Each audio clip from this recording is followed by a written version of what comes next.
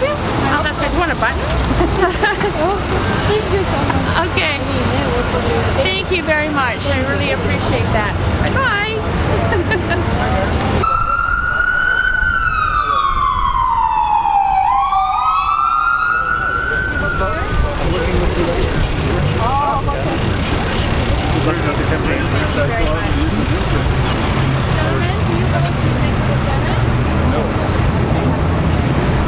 Hi, Adriane. Hi.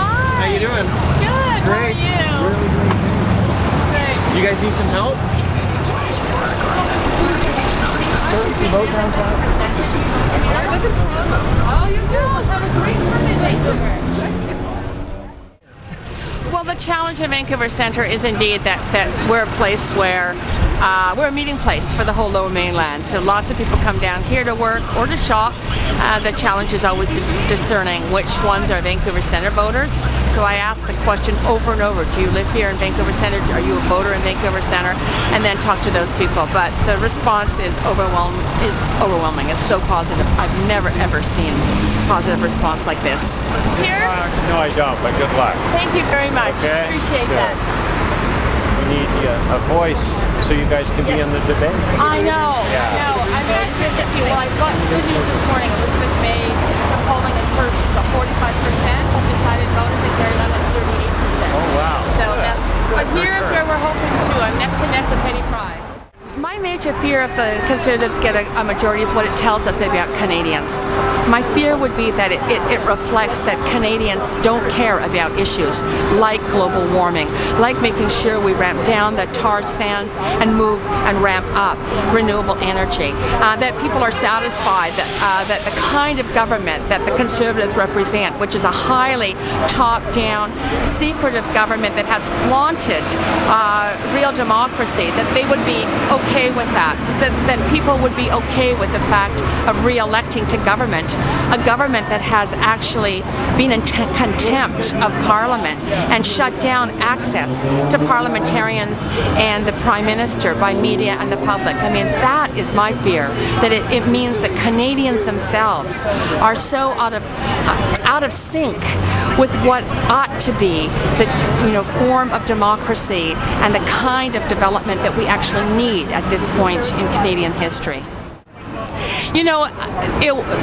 When you take an example of an issue just like climate change, which is the biggest and the most compelling issue facing our generation, the Liberals had 10 years or more to actually have an impact on reducing greenhouse gases. They knew that we had a climate crisis, yet they did nothing tangible to reduce our greenhouse gas emissions. In fact, the greenhouse gas emissions rose to an unprecedented level under the Liberals. And the Conservatives have simply carried that on. So the Liberals may talk a nicer line, but they didn't do anything when they were in power. The Conservatives actually are saying that they don't that they don't think that we need to honor our international obligations, which is making Canada a pariah on the global stage.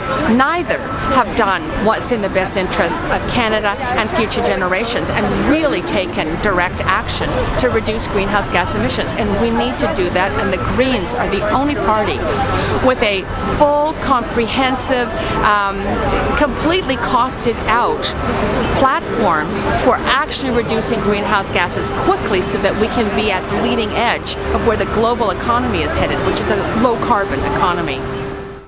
The Green Party is the only party that from our very beginning stood up against nuclear energy. What's happening in Fukushima is tragic. It's tragic for the people there. It's tragic for the environment, the effect it's having now on the oceans and aquatic life. And I think it's a big wake-up call that path is not the right path. We can actually choose a path that gets us off nuclear, gets us weaned off fossil fuels, and provides for much more secure energy if we go that route. And that would be a mix of various renewable energies, as well as reducing our dependence on or our use of energy altogether, because we could actually conserve at least 50% of the energy we currently use if we just retrofitted our buildings and switched to alternative forms like hybrid vehicles or electric vehicles, electric buses for our transit. number one, we have to make sure that we go the smart route and prevent disasters such as getting the tankers out of our harbor, making sure that we don't go the path of nuclear and we ramp up renewable energy. But there are still a lot of pollutants that are emitted in our harbors through the ships that are out there, that are put into our oceans, into our soil, our water, our food. So the Green Party path is to go the route of a clean environment. That would actually positively impact on our health. We have epidemic rates of cancer for a reason. Those pollutants, those toxins are having an impact on our own bodies. The stuff we drink, we eat, we breathe. So we would want to clean up every aspect of our environment, which would decrease the cancer rates and in fact lead to a healthier population and lower healthcare costs.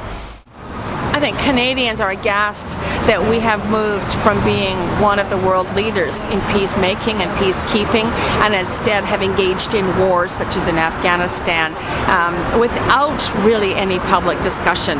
I think most Canadians felt that when we moved into Afghanistan, it was on a peacekeeping mission, or certainly a mission that supported the rebuilding of a society there, women's access to education or girls' access to education, and schools, hospitals, infrastructure, road building. That's not what we ended up. We ended up in a war zone in a US-led NATO mission, and that's not what Canadians want.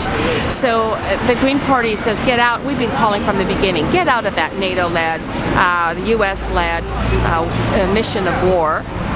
But we don't believe in abandoning Afghanistan. We think there's a role for the United Nations to be involved in a peacekeeping force, not NATO, but a United Nations-led force that we could participate in, perhaps as leaders in terms of civil society development. Yeah, I think that the voting system in Canada is flawed. We're one of only a few countries that have retained a first-past-the-post system. England, Canada, United States, India, that really doesn't fairly reflect how people vote. In the last election, for example, the Green Party of Canada received almost 1 million votes. And if we had had a proportional voting system, as they do in most of the rest of the world, we would have had 21 seats at that time. So we think that other parties need to work together to get fair voting. Funny thing is that they sometimes talk about it, but when they get in power, they never do anything about it. And we would want to see some action on the part of all parties to get what would be only fair in terms of people's right to vote, and then to have their vote accurately reflected in the number of seats a party has. We also think it's extremely important people recognize that every vote counts. Even now when we don't have an actual fair voting system, people's votes send a message. Other parties will try and tell people their votes don't count if they vote green. That's because they really don't want to see a rise in green vote. Whereas people, if they vote with their true intentions and vote green, are signaling to all the other parties they're not satisfied with the policies they have, the direction that they're leading or want to lead the country in terms of a sustainable and healthy future. So I encourage everybody to vote green because it's the best signal you can make to shape up the other parties. We need to green up our economy even more. The world is going the direction of a greener, more sustainable, smarter economy. Canada's lagging behind.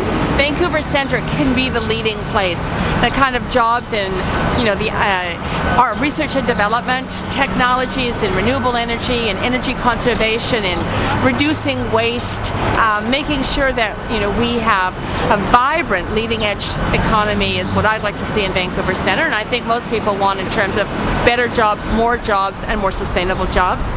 Our economy is also threatened by the fact that we have tankers carrying crude oil from the Athabasca tar sands coming through our harbor, and one spill would absolutely ruin the economy and the quality of life we currently have. I'm the only one standing up saying we should get those tankers out of our harbor, use the oil differently within Canada, refine it in Canada, in the east where they need the oil and are currently importing oil. That would make more sense, not put our economy here at risk. We're also a city that's the most livable in the world, but we are not livable for all. we have real problems around homelessness and affordable housing. I would want to champion in Ottawa the whole issue of getting affordable housing so that people who work here in Vancouver Centre can live here in decent, affordable housing.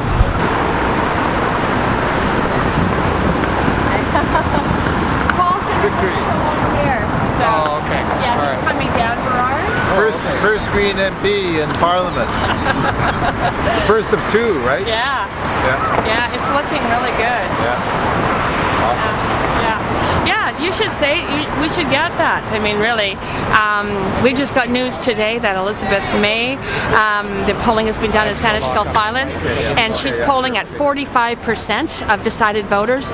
Gary Lunn, the former MP, that past MP, 38%. So it looks very, very likely that Elizabeth May is going to be winning in Saanich Filings, and the polling in this riding in Vancouver Centre has me neck to neck with the incumbent, Hetty Fry. The other two candidates are about 10 points back, so it's really also a really good chance for me to get elected here, and we would send 2 Green MPs from the West Coast to Ottawa.